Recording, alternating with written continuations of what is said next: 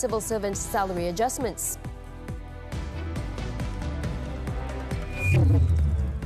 And police record Tan Sri Abdul Hadi's statement over remark on Pardon Board's authority.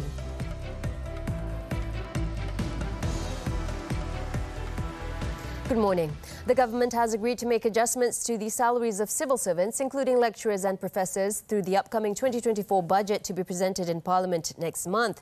Prime Minister Datuk Seri Anwar Ibrahim said this was a temporary measure until a comprehensive study on the salary and retirement schemes for civil servants is completed. Saya tengok gaji, pelarasan gaji, pensyarah, profesor, pejabat awam, dah 10-12 tahun tak digaji, tak dinaiki. What is wrong? Macam mana 12 tahun tak di... Padahal peraturannya setiap 10 tahun ada gaji. Jadi bila bagi saya, semua tanah bocor pun kerja saya, gaji dan buat kerja saya. Tapi saya tak boleh komplain. Jadi saya ada tanggungjawab saya kan. Speaking at the Temu Anwar Dialogue Programme at University Technology Malaysia, UTM in Johor Bahru on Sunday, the Prime Minister added that the study on the civil servant salary and retirement schemes was expected to conclude next year. The programme, which lasted about an hour and a half, was attended by nearly 4,000 students, educators and members of the public. Also present were Johor Chief Minister Dato' On Hafiz Ghazi and UTM Vice Chancellor Professor Dato' Dr. Ahmad Fauzi Ismail. Meanwhile, the government will loosen the eligibility requirements for persons with disabilities, PWDs, to be enrolled in technical and vocational education and training TVET programs to make it easier for them to join the field. Datuk Seri Anwar said he will inform Deputy Prime Minister Datuk Seri Ahmad Zahid Hamidi, who chairs the National TVET Council, to implement the matter. Saya akan bagi tahu dia supaya walaupun ada kelonggaran untuk UKU, tapi janganlah kenakan syarat-syarat seperti 2 tangan. Dia masa syarat yang ada keupayaan kita berikan. InsyaAllah ini akan boleh. Saya tidak beritahu masalah.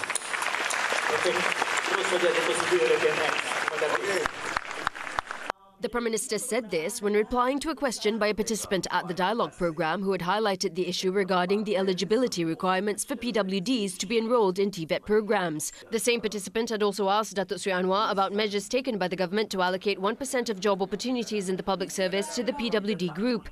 In response, Datuk Seri Anwar said he will raise the matter in the cabinet meeting to ensure that all government agencies and ministries comply with it. He added that the government will also study the possibility of establishing a secondary-level special education school in Johor to enable PWD students to further their studies after completing primary school, especially those with hearing impairment similar to the one in Pulau Pinang. Elsewhere, Datuk Seri Anwar approved a 500 million ringgit allocation to upgrade the Sultanah Aminah Hospital, or HSA, which includes the construction of new blocks and a multi-storey car park. In announcing the matter during a visit to the hospital on Sunday, the Prime Minister said he had issued instructions for the first phase of the project to commence this year and that the tender process would be carried out soon. Kerajaan negeri telah ambil langkah-langkah sementara supaya dapat mempermudahkan dengan balik perbandaran. Tapi untuk hospital ni sahaja, setakat yang fasa pertama ini memerlukan RM500 bilion, 500 juta ringgit. Jadi oleh demikian, untuk projek RM500 bilion itu memang diluluskan, tapi kita untuk fasa pertama untuk melaksanakan dalam keadaan segera, saya telah minta supaya ini dijalankan tahun ini juga. Ya. Anwar said the visit was carried out following reports by Health Minister Dr. Zaliha Mustafa on the overcrowding issue that it had faced for many years. After the issue was raised, the Finance Ministry had started taking several early measures, which include approving the construction of the multi-storey car park, with the Johor government having taken steps to facilitate the public with the assistance of the Johor Bahru City Council. Asked on plans to build HSA2, Anwar said the government would expedite urgent projects first, and the HSA2 will be part of the 12th Malaysia Plan Mid-Term Review, stressing that the current situation at HSA must be dealt with first.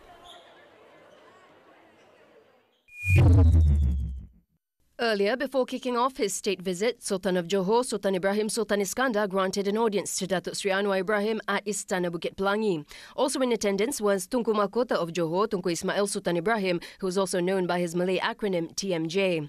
Johor Menteri Besar Dato' On Hafiz Ghazi and State Secretary Tan Sri Dr. Azmi Rohani were also in the meeting.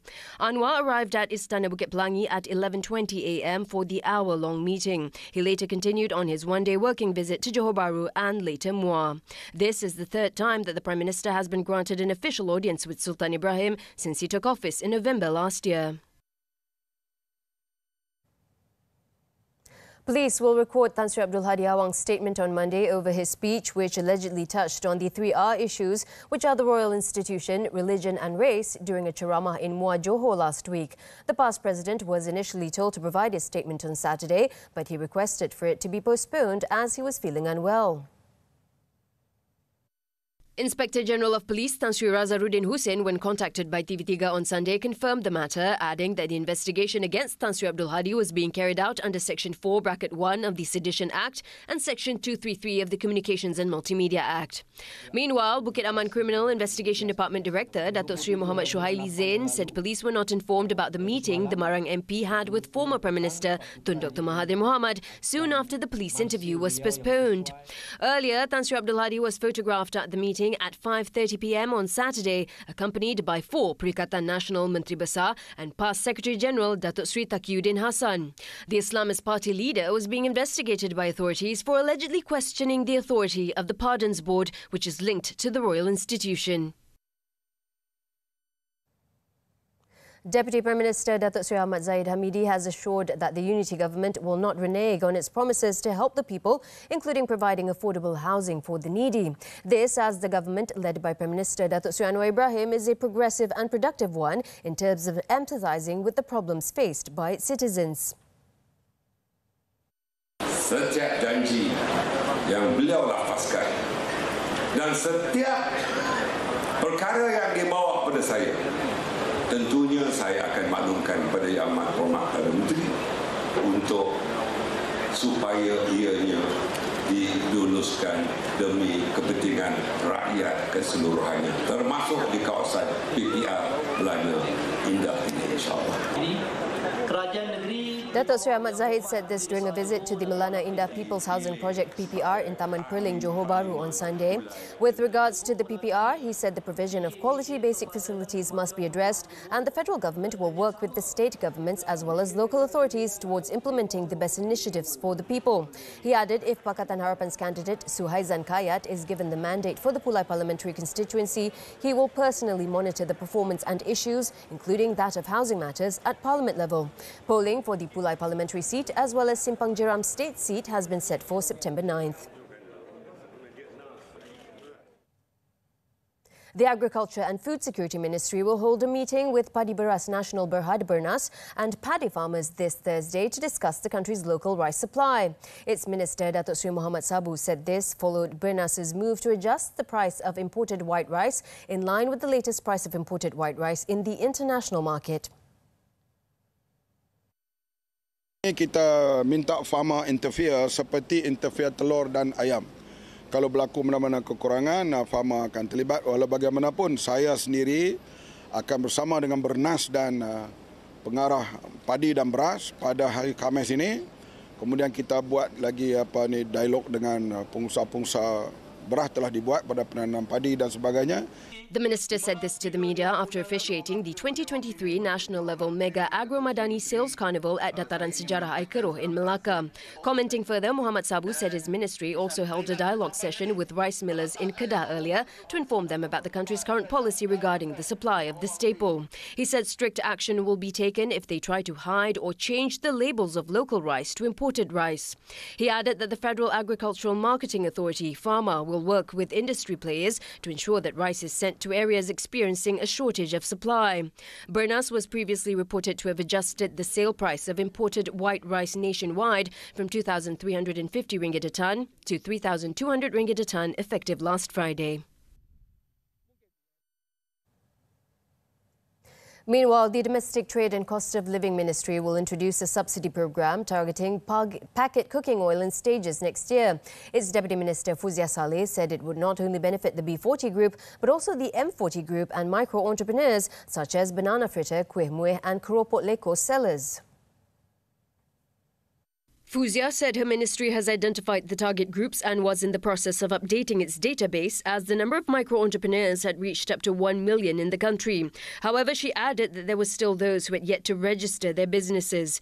Fuzia also said that the ministry has set up a special team to investigate complaints by members of the public who were facing difficulties in obtaining packet cooking oil in the market to ensure there were no leakages. She pointed out that the government has provided a 60,000 metric ton quota of subsidized cooking oil for the target group and has a tracking system to monitor the distribution from suppliers to wholesalers. She also noted that based on a statistical study, the amount of subsidized cooking oil produced every month was sufficient for every household in the target group.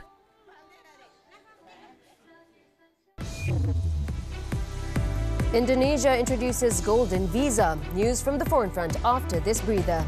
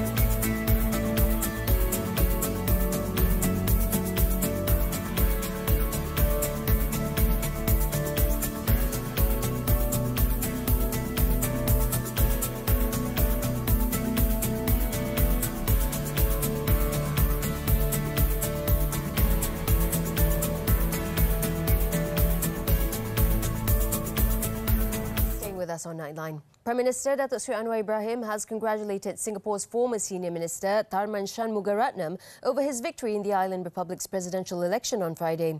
He also prayed that bilateral relations and cooperation between Malaysia and Singapore remain intact in a family spirit that will benefit the people of both nations. In a social media post on Sunday, Datuk Seri Anwar also conveyed his best wishes to Tharman in his new role as Singapore's 9th head of state and hoped that the nation would continue to prosper under his leadership. A Singaporean statesman and economist, 66-year-old Tharman served as the Republic's Deputy Prime Minister between 2011 and 2019 and as Senior Minister in the Cabinet between 2019 and 2023. His other roles previously include Chairman of the Monetary Authority of Singapore between 2011 and 2023 and Deputy Chairman of GIC, Singapore's Sovereign Wealth Fund, between 2019 and 2023. His inauguration as Singapore's President will be held on Thursday. Indonesia is introducing a golden visa scheme to attract foreign individual and corporate investors in an attempt to boost its national economy. According to a statement from the Law and Human Rights Ministry on Sunday, the golden visa is granting a residence permit for an extended period of 5 to 10 years. The 5-year visa requires individual investors to set up a company worth $2.5 million, while for the 10-year visa, a $5 million investment is required.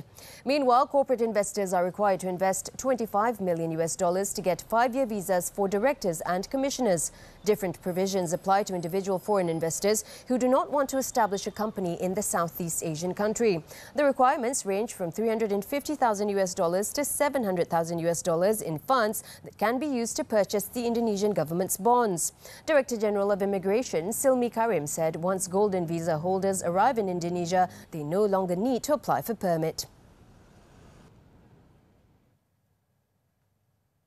A Pakistani court on Sunday has postponed the hearing of post-arrest bail applications of former Prime Minister Imran Khan and his close aide in a case related to the alleged disclosure of a state secret. The purported cipher containing an account of a meeting between US State Department officials and Pakistani envoy Asad Majid Khan last year. Recently, Khan has come under increased scrutiny following the publication of a purported copy of the secret cable by a US media outlet, with many in the previous government led by Shehbaz Sharif pointing fingers fingers at the Pakistani Tehreek-e-Insaf (PTI) chief for being the source of the leak. Khan's aide, Shah Mahmood Qureshi, was also arrested under the Official Secrets Act for violating the secrecy of the official cable. In the meantime, the Lahore High Court will address petitions on September 4th filed by Khan against the rejection of his pre-arrest bail applications in 7 different cases. In other news, at least 2 people were injured and nearly 10,000 homes were left without power on Sunday as Typhoon Haikui made landfall in Taiwan. According to authorities, thousands of people have been evacuated, hundreds of flights cancelled and businesses closed as Typhoon Haikui became the first major storm to directly hit the island in 4 years. As of 7 a.m. local time, more than 2,800 residents within 7 counties and municipalities had been evacuated, and according to the state electricity provider, Power, more than 9,300 households had lost electricity. The Weather Bureau said Haikui is currently moving westwards at a pace of 7 kilometers per hour, with winds of up to 155 kilometers per hour. It warned that heavy rainfall could trigger flash flooding and landslides in part of the country, with the Hualien County possibly seeing a total precipitation of more than 500 millimeters. Over in the U.S., 1 person has died on Saturday as thousands of people remain unable to leave a music festival in the Nevada desert after heavy rains inundated their campsites with ankle-deep mud. The Pershing County Sheriff's Office said it's investigating the death that occurred at the Burning Man Festival, but gave few other details as to what the cause was or the person's identity. It was reported that the remote area was hit with 2 to 3 months' worth of rain in just 24 hours between Friday and Saturday mornings, and the heavy rainfall has caused the dry desert grounds to turn into clay-like mud. It's unclear exactly how many people are stranded at the festival, but typically more than 70,000 people attend the week-long event. At the moment, officials were forced to halt any entering or leaving of the festival as attendees were told to shelter in place in the Black Rock Desert and conserve food, water and fuel. No information was provided on when roads could reopen, but the sunshine is expected to return on Monday.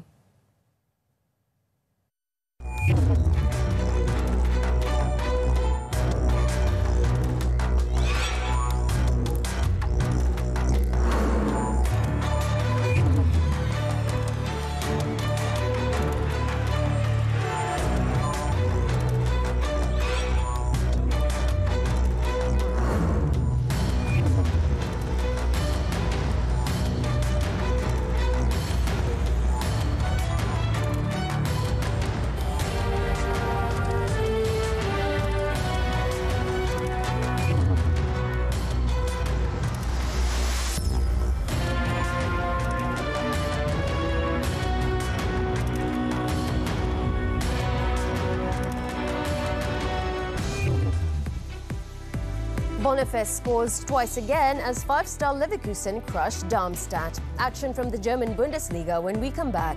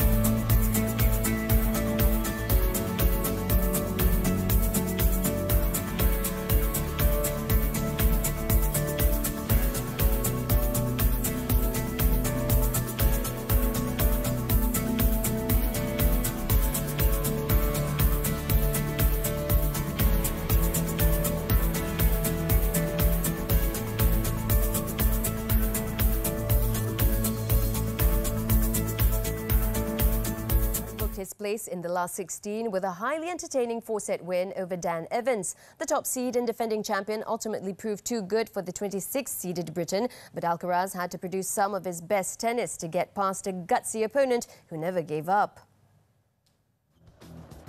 The The 20-year-old Spaniard took the first two sets comfortably enough. Then, after Evans snatched the third, Alcaraz raised his level again to complete a 6-2, 6-3, 4-6, 6-3 victory in 3 hours and 13 minutes. Alcaraz improved to 14-1 over his short career in New York and remains on course to become the first man to win 2 US Open titles in a row since Roger Federer won 5 in succession between 2004 and 2008. Alcaraz will face Italy's Matteo Arnaldi next after the world number 61 upset another Briton, 16th seed Cameron Norrie, 6-3, 6-4, 6-3.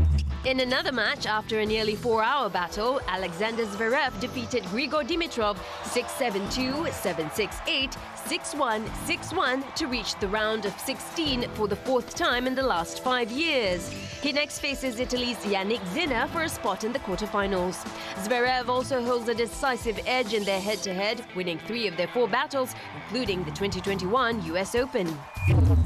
Also through to the 4th round was 3rd seed Daniil Medvedev, who beat Sebastian Baez of Argentina. Medvedev cruised through the opening 2 sets but trailed 5-2 in the 3rd before pulling out a 6-2, 6-2, 7-6, 6 victory, recovering after missing out on 3 match points on the tiebreak. The 2021 US Open champion will now play Alex de Minaur of Australia for a spot in the quarterfinals. 3 sets to love, 6-2.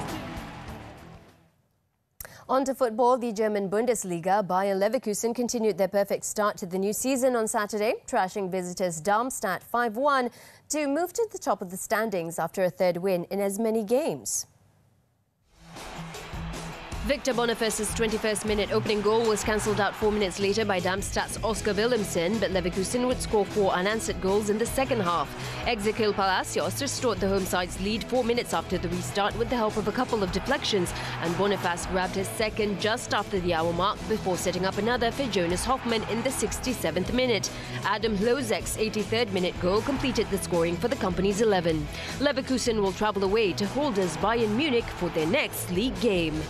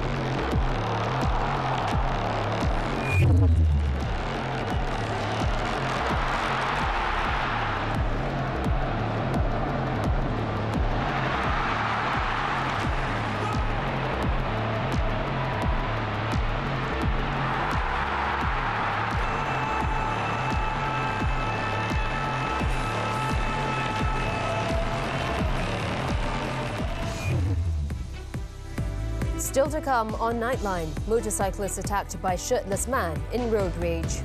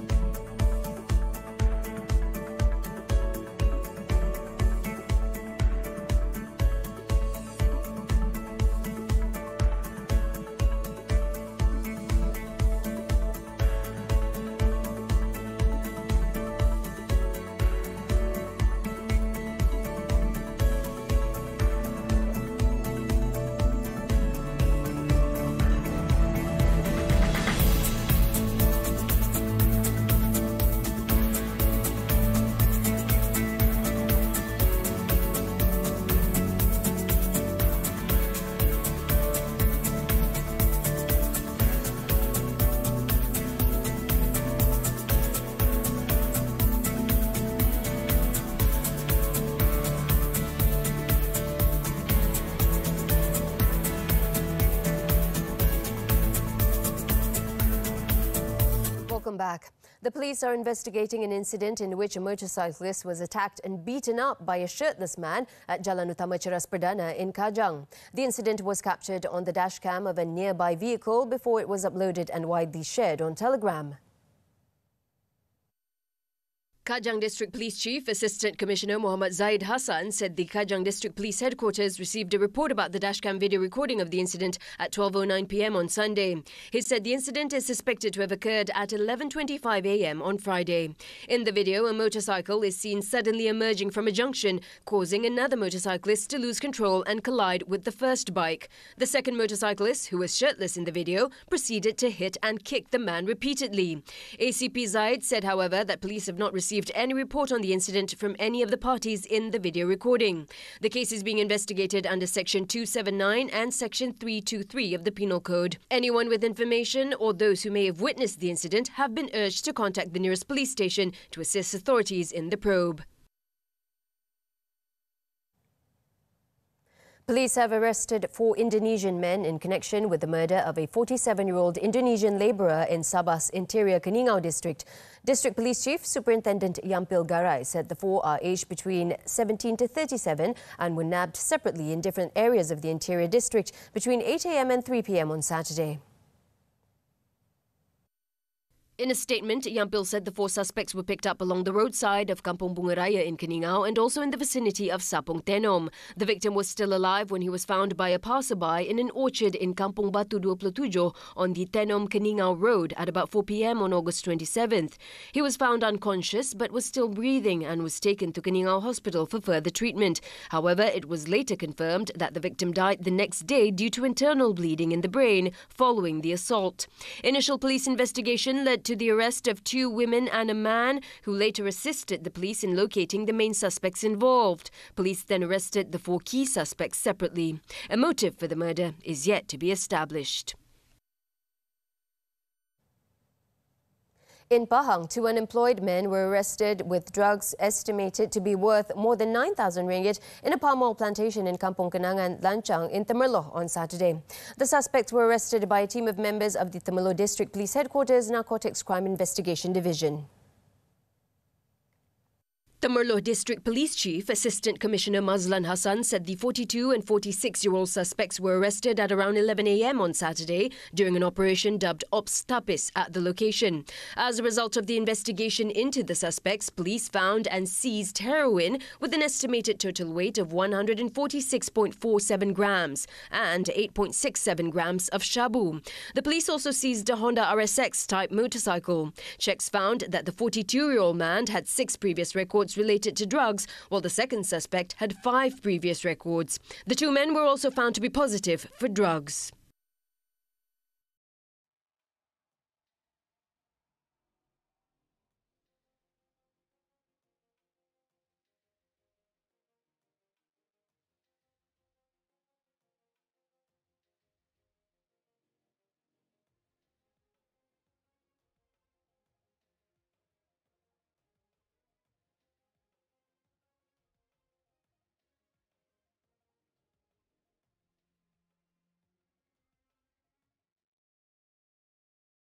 Nightline draws to a close this time around. Let's take a look as the 99th International Consumer Technology Fair IFA opened its doors on Friday with a variety of innovations and appliances from solar-powered audio devices and humanoid robots to electronic toys and energy-saving smart homes. I'm Azaria Tagaya. Thank you for watching and we'll catch you later.